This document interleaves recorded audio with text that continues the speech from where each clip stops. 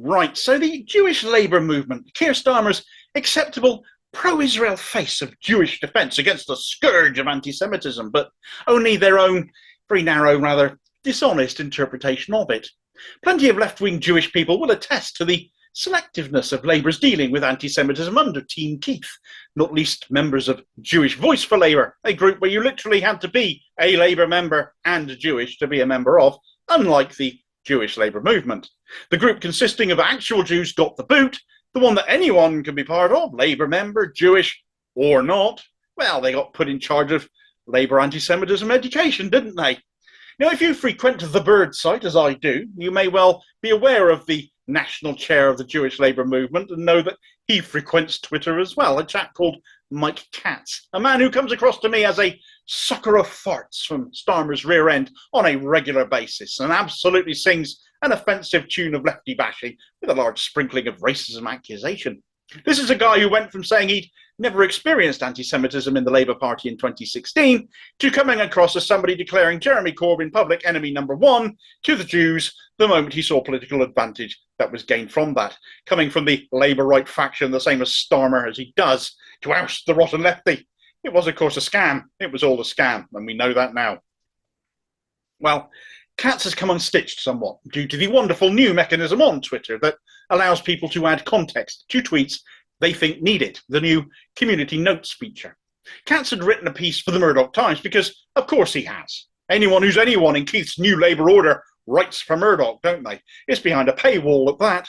He was having a crack at Rishi Sunak and attacking the National Conservatism Conference speech by Tory MP Miriam, the National Conservatism Conference has been going on earlier this week, of course. And Katz had brought up the anti-Semitic trope of cultural Marxism.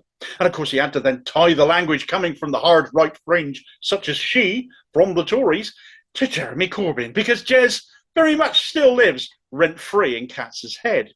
He wrote, "For us in the Jewish Labour movement, who felt the impact of the Corbyn leadership's connections with the hard left and the accompanying anti-Jewish racism they tolerated and promoted, we know how easy it is for toxic fringe elements to spread and gain mainstream approval."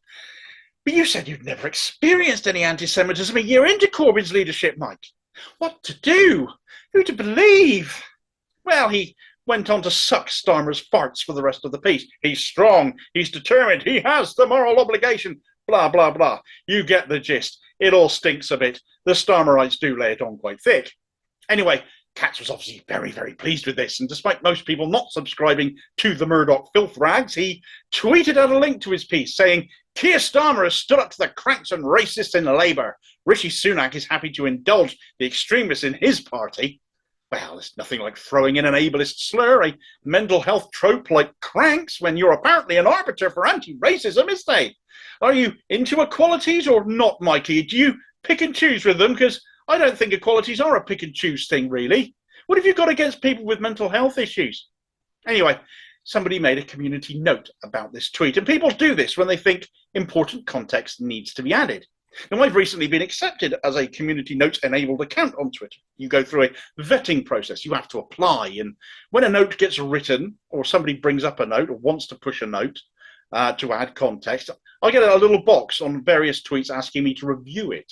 The community notes must be reviewed by multiple other reviewers before they ever become publicly visible, so as to ensure the quality of the note and make sure it's been suitably reviewed. So when you finally see a community note come up, it's been reviewed to death, frankly. Lots and lots of people will have been through it, will have gone through the assessment phase, which is a little tick box exercise, and they will have rated it as helpful or unhelpful.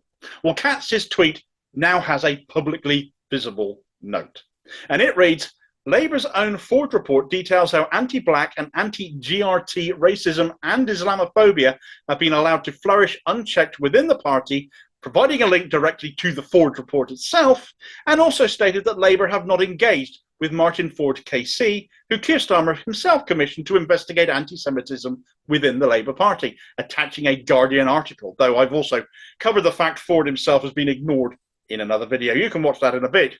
I'm sure you can't wait, but finish this one first, obviously. You got to finish this one first. So not only was Ford ignored by the Labour Party, but Labour Party members were actually banned from meeting with Ford. The report actually dismissed the anti-Semitism training by the Jewish labour movement, who had sole responsibility for it under Starmer, as inadequate, not only because it amounted to indoctrination in its process, but because they don't represent all Jewish groups. How can they? There is no one Jewish community. The JLM, just like the Board of Deputies, are right-wing and pro-Israel. In fact, the JLM is basically the Board of Deputies within the Labour Party, in effect. That's my opinion of them. That's how I view them. Though in the words of the distinguished KC Martin Ford, the training was didactic, top-down and one-dimensional, with little participation beyond the people presenting. This does not provide a space in which difficult issues such as attitudes towards Israel can be safely explored in a nuanced way, and does not encourage deep reflection. We do not consider such training best practice.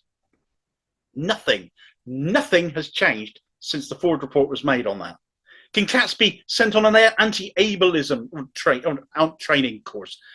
That would be quite handy. I think he would benefit from that if he's going to keep using words like cranks. Unfortunately, there isn't any such thing.